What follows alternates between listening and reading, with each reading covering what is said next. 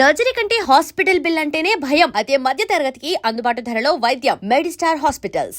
రండి, ఇదే మా ఇల్లు. మామ ఎక్కడికి వెళ్ళారు? బాబాయ్, మామ ఎక్కడికి వెళ్ళారు మీకు తెలుసా? వచ్చావా అమ్మా? నిన్న తుక్కుంటూనే మీ మావయ్య పట్నం వెళ్ళాడమ్మా. ఈ అబ్బాయి ఎవరు? నీ చిన్నప్పుడు మీ మావయ్య ఊరిచిన కొత్తలో అసలు ఇలాగే ఉండేవాడమ్మా. మామ దగ్గర ఆయన కలవడానికి ఇక్కడికి వచ్చారు. అలాగా, వస్తానమ్మా. చూసావు రాధ, ఎంతకాలానికైనా మా నాన్నగారిని కలుసుకోగలుగుతున్నా అని ఎంతో ఆనందంతో వచ్చాను. కానీ అది ఇప్పుడు సాధ్యపడలేదు. బహుశా మేము కలుసుకోవడం ఆ భగవంతుడికి ఇష్టం లేదేమో. ఇష్టం లేకపోతే మిమ్మల్ని నన్ను ఎందుకు కలుపుతాడు? మన ఇద్దరం కలవడం, విడిపోయిన మీ అమ్మా నన్ను కలపడానికే. నన్ను వెతుకుంటూ మామయ్య పట్నం వెళ్ళారని బాబాయ్ చెప్పారు కదా. పదండి, మనం అక్కడికే వెళ్దాం.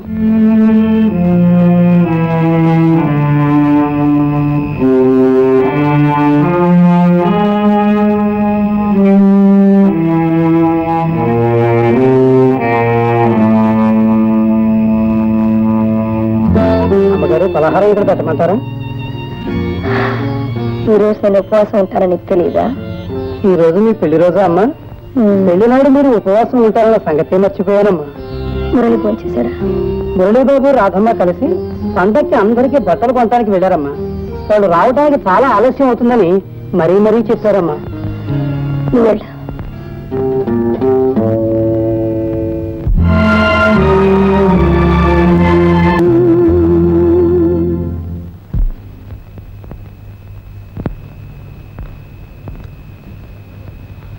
మురళి, ఏంటి ముసలేషం?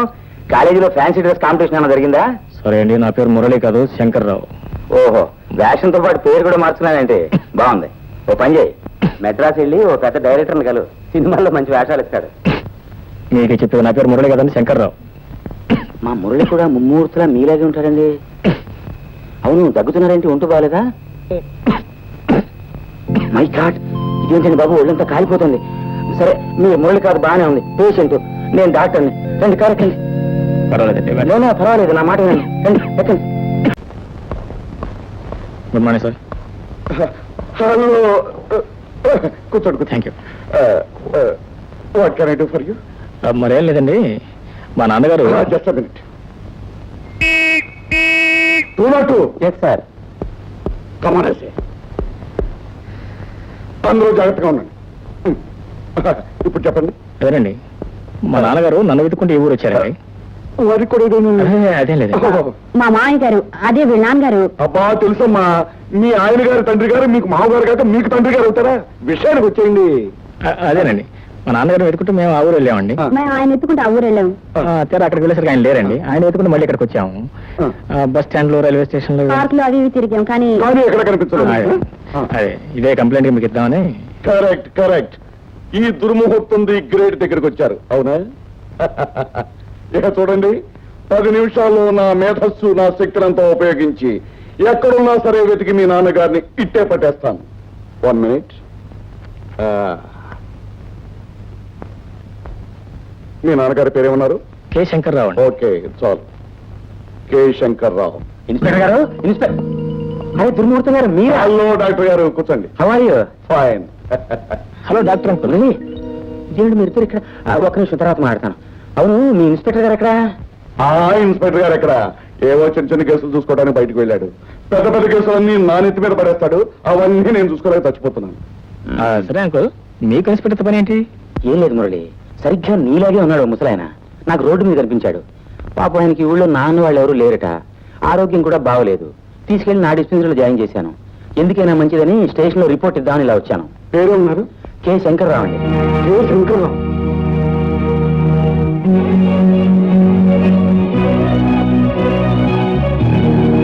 ఆయనే నేను చెప్పింది, శంకర్రావు.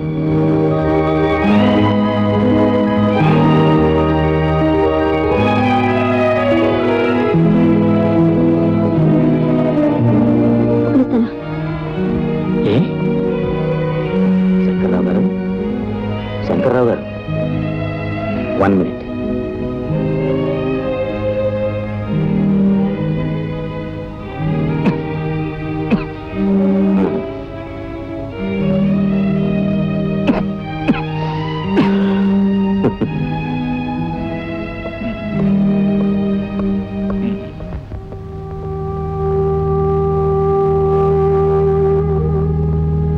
ప్రయోజకుడైన కొడుకు, శ్రీమంతురాలైన భార్య ఉండి కూడా ఎవరు లేని ఏ కాకిలా ఆసుపత్రిలో చేరాల్సిన దుస్థితి పట్టింది మావయ్యకి. రాధ, జరిగిన విషాదం అంతా నీ ద్వారా విన్న తర్వాత కూడా మా అమ్మ నాన్నని కలపలేకపోతే నా జన్మ సార్థకత ఉండదు.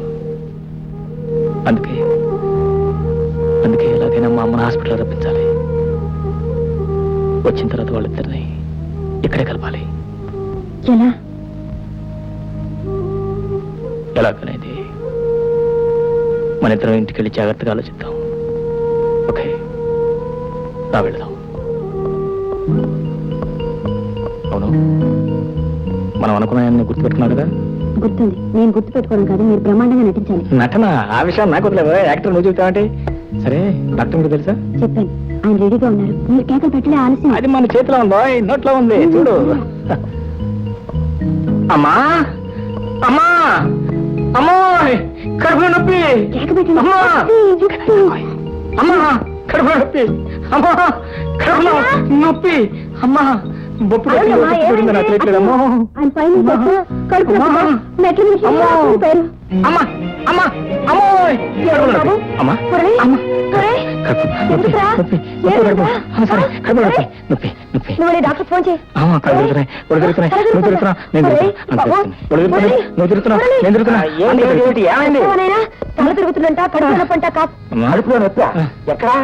నీకేమైనా గుర్తుందా? కడుపు నొప్పంటే ఎక్కడ అంటారు? నువ్వే డాక్టర్ కాస్త చూడవయ్యా బాబు. కడుపులో వస్తుంది కదా, సారీ, హాస్పిటల్ తీసుకెళ్దాం. డాక్టర్ అంకుల్, నా పాటలన్నీ సక్రమంగా ఉన్నట్టే కదా? ఏ పాటలు ఉన్నాయో ఏం లేవో మొత్తం చెకప్ చేసి చెప్తాను. ఒక్క నిమిషం ఓపిక పట్టు. అమ్మో, అమ్మాయి ఎవరైనా కొట్టేశారు? This one he's all right. Okay okay.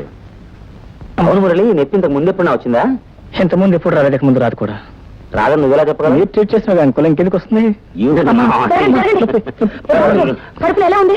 ఏం లేదమ్మా, మొత్తం చెకప్ చేశాను. కడుపులో బల్ల ఏమీ లేదు. పిచ్చి ఏమైందా? నువ్వు నోరు మీరా. 4 రోజులు ఇక్కడే ట్రీట్మెంట్ తీసుకుంటే అంతా సెటరేట్ అయిపోతుంది. 4 రోజులా? ఆ. ఒరేయ్, సమయానికి భోంచేసి ఆరోగ్యం చూసుకుంటే కడుపులో నొప్పి వస్తుందారా? నువ్వు నా మాట వింటు కదరా అసలు. మీరేం భయపడకండమ్మా, నేను ఉన్నా కదా. ఎంబీబీఎస్ 14 ఏళ్ళు చదివి మరీ పాస్ అయ్యాను. నా పునా చాలా స్ట్రాంగ్. అవునత్తయ్య, సమయానికి డాక్టర్ గారు అక్కడ ఉన్నారు కాబట్టి సరిపోయింది. లేకపోతే నాళ్ళు ఎవరు పోయేది కదా? ఎవరు? ఒరే, ఈ హాస్పిటల్ అట్మాస్ఫియర్ చూస్తుంటే నాకు తల తిరుగుతుంది, గుండెలో దరదరా కొట్టుకుంటుంది. మీరు ఇంటికి రెస్ట్ తీసుకోండి అమ్మా, నేను మురళిని జాగ్రత్తగా చూసుకుంటాను. ఆహా, వీళ్ళని ఇక్కడ వదిలేసి వెళ్ళడమే. హాస్పిటల్కి వచ్చాక భయం దేనికమ్మా? అవునత్తయ్య, అసలు మీ ఆరోగ్యం బాగుంటలేదు. మీరు ఇంటికి నేను చూసుకుంటానుగా. వెళ్ళమ్మా, మీరు వెళ్ళానమ్మా. వెళ్ళరా. అయితే నేను వెళ్ళి సాయంకాలం వస్తాను. డాక్టర్ గారు మందిస్తే తీసుకోవాలి. చేదుగా ఉందని మానేయకూడదు బాబు. చేదుగా ఉందని పారేస్తే ఇంజక్షన్ ఇచ్చేస్తా. బాబాయ్, వద్దండి, వాడు తట్టుకోలేడండి. బాబు, నేను వెళ్ళరానా? అలాగే. మీరు పదండి, జాగ్రత్తగా చూసుకోండి. రెస్ట్ తీసుకోమ్మా. రాధా, అమ్మ జాగ్రత్త. వరండాల డోర్ దగ్గర. డాక్టర్ చెప్పిన మాటలు విని వాడు కరెక్ట్ గా మందులు తీసుకుంటా. ఏంటమ్మా? ఏమి నేను ఆయన దగ్గర ఉంటాను. మీరు సాయంత్రం తప్పకుండా వస్తారుగా? నేను తప్పకుండా వస్తా. ఏమిటా ఇంట్లో పని వాళ్ళంతా ఏం చేస్తున్నారో ఏమిటో నాకేం అర్థం కాదు. ఆయన పరిచయం చేయాలంట. సాయంత్రం ఆయన ఫోన్ చేయకూడదంట అత్తయ్య. మీరు చౌకాసి తీసుకొస్తారుగా? తీసుకొస్తానమ్మా. మర్చిపోరుగా? మర్చిపోరు. తప్పకుండా తీసుకొస్తారా? నువ్వు వెళ్ళి మురళికి ఏం కావాలో చూడు, నేను సాయంత్రం వస్తాను.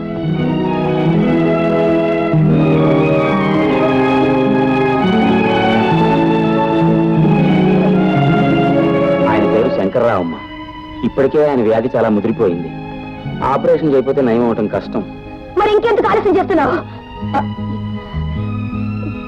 ఆయన బాధపడుతోంది ఒక్క జబ్బుతోనే కాదమ్మా, మానసికంగా చాలా కృంగిపోయాడు ఆయన. వివరాలు అడిగితే తనకి వెనక ముందు ఎవరు లేరని నిరాశ నిస్పృహలు కనపరుస్తున్నాడు. పైగా ఆపరేషన్ చేయడానికి 5,000-6,000 అవుతుంది. ఆయన ఇచ్చుకోలేడేమోనని. 5,000గా? ఆ డబ్బు నేను ఇస్తాను. నువ్వు ఆపరేషన్ చేయి. డబ్బు మీరిస్తారా? అమ్మగారు, ఆయన మీకేమన్నా బంధువా? ఇదిగో, ఆయన డబ్బు లేని పేషెంట్, ఆయన బ్రతకాలి. నువ్వు అనవసరంగా ఎందుకు మాట్లాడుతున్నావు? వెంటనే వెళ్ళి ఆపరేషన్కి ఏర్పాట్లు చేయి. వెళ్ళి ఇక్కడి నుంచి.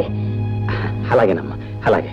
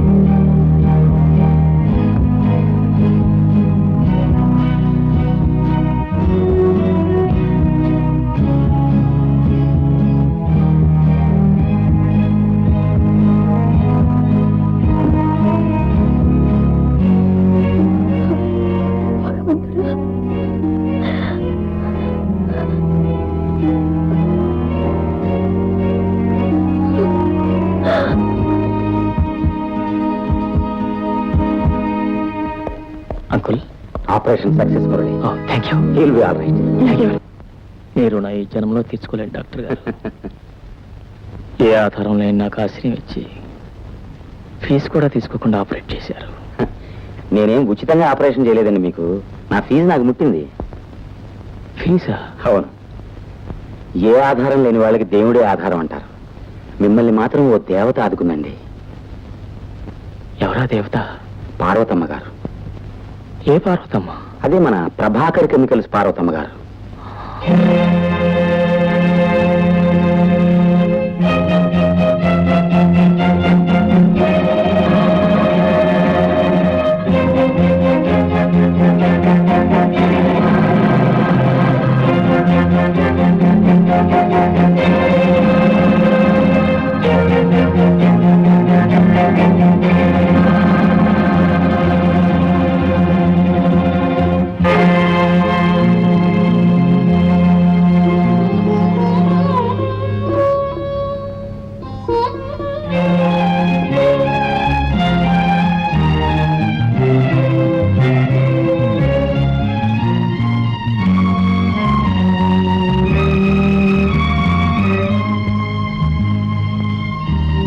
నా ఆపరేషన్ మీద డబ్బిచ్చావు. నా మాంగళ్యాన్ని కాపాడుకోవడానికి. నన్ను కాపాడమని నేను ఎప్పుడైనా యాచించానా? లేదు, కానీ నా బాధ్యత నా చేత ఆ పని చేయించింది. బాధ్యత? నీ బాధ్యత ఏంటో నీకు తెలుసుంటే మన జీవితాలు ఇలా చెదిరిపోయిండవు కా. తీసుకో. ఏమిటది? అదే నువ్వు నా మీద కురిపించావే దయాభిక్ష. దానికి మీరేం పేరు పెట్టినా ఆపరేషన్ జరగటం వల్లే మీరు బ్రతికారు. అలా బ్రతికినందుకు సిగ్గుపడి చూస్తున్నా. నా పేదలకు నన్ను కృంగతీస్తున్నా. నా ఆత్మాభిమానాన్ని నీలాంటి ధనవంతులు డబ్బుతో కొల్లేరని మళ్ళీ మళ్ళీ చెప్పడానికి వచ్చా. అందుకే మా అమ్మ జ్ఞాపకార్థం నా ప్రాణప్రదంగా చూసుకుంటున్నా లాకెట్ను కూడా అమ్మేసి డబ్బు తీసుకొచ్చాను. తీసుకో. ఇచ్చిన డబ్బు తిరిగి తీసుకోవటం అనేది నా జీవితంలో జరగలేదు, జరగదు. ధనవంతుల దయాభిక్ష మీద ఆధారపడి బ్రతకటం నా జీవితంలోనూ జరగలేదు. నేను పోతే నీ మెడలో మాంగళ్యం ఉండదన్న భయంతో నన్ను బ్రతికించావు, కానీ నా మీద జాలిపడి ప్రేమతో మాత్రం కాదని నాకు బాగా తెలుసు. తీసుకో, తీసుకొని డబ్బు. ఒరే రంగయ్య, అమ్మా ఇట్లా ఆ డబ్బు తీసుకో. ఎందుకమ్మగారు? ఆ డబ్బు నీది, దాంతో నువ్వు ఏమైనా చేసుకో. పట్టుకెళ్ళు. వెళ్ళరా అక్కడి నుంచి. భాగ్యాన్ని చూసి మురిసిపోతూ సౌభాగ్యాన్ని కూడా లెక్క చేయని ఇలాంటి స్త్రీని నేను క్షమించిన ఆ దేవుడు క్షమించను. మామయ్య,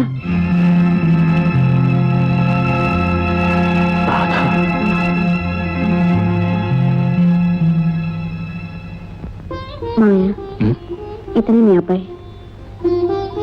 నాన్న నాన్న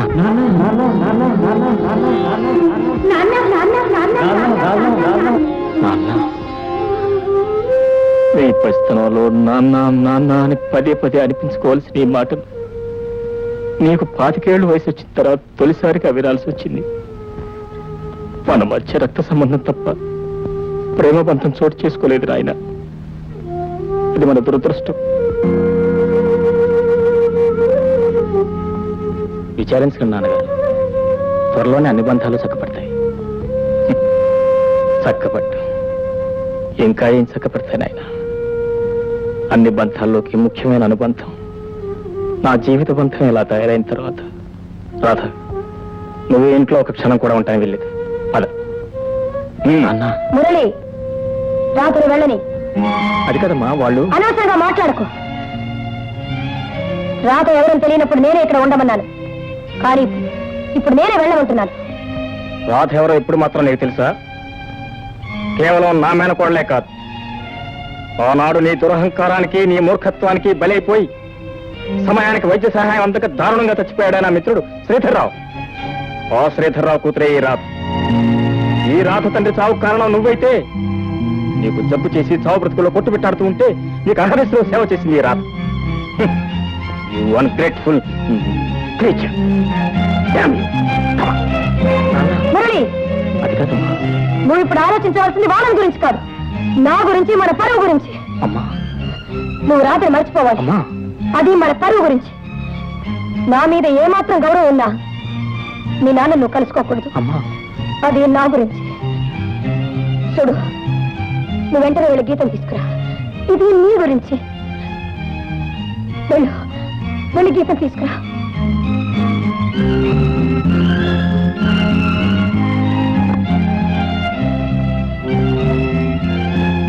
రాధ, ఏ హాస్పిటల్లో ఉంటానని నా మనస్కరించట్లేదు. మనం ఇక్కడ క్షణం కూడా ఉండొద్దు. మనం వెళ్ళిపోతాం. మావయ్య, మీరేదో ఆవేశంగా మాట్లాడుతున్నారు. ట్రీట్మెంట్ పూర్తి కాకుండా వెళ్ళిపోవడం ఎలా? మనం వెళ్ళిపోవాల్సింది. చూడండి శంకర్రావు గారు, ఇప్పటి వరకు మీ వైద్యానికి చాలా ఖర్చు అయింది.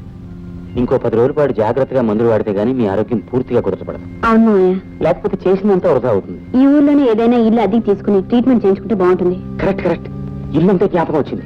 శంకర్రావు గారు, మీ అదృష్టం కొద్దీ మా పక్కన నిన్నే ఖాళీ అయింది. నిజంగానా? అందులో ఉందిగానే. ఏ మావయ్య?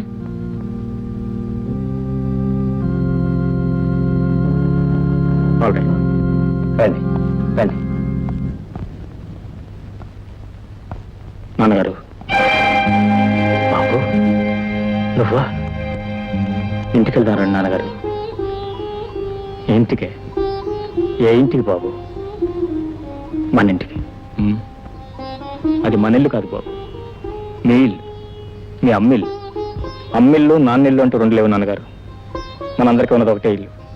ఆ ఇల్లు కడకల్లాడుతూ ఉండాలంటే మీరు మేము అంతా ఒకే చోట ఉండాలి. అంత ఆనందంగా ఉండాలి.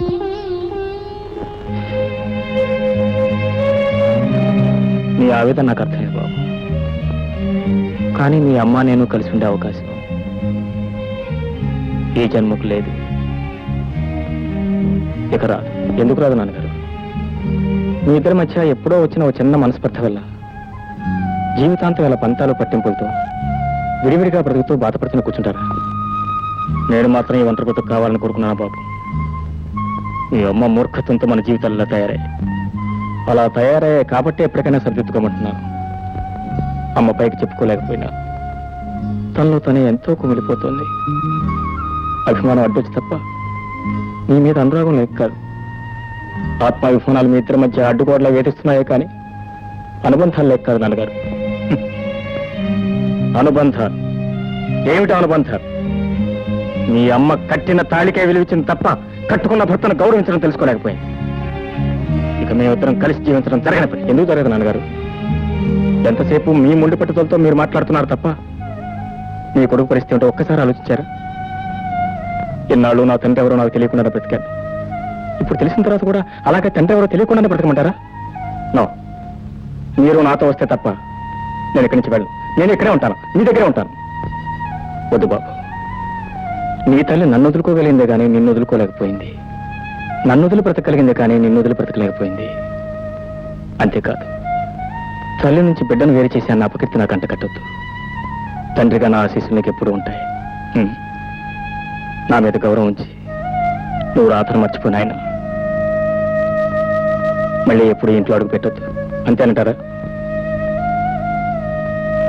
మా మాటకంతే. I'm sorry. I'm sorry. Okay.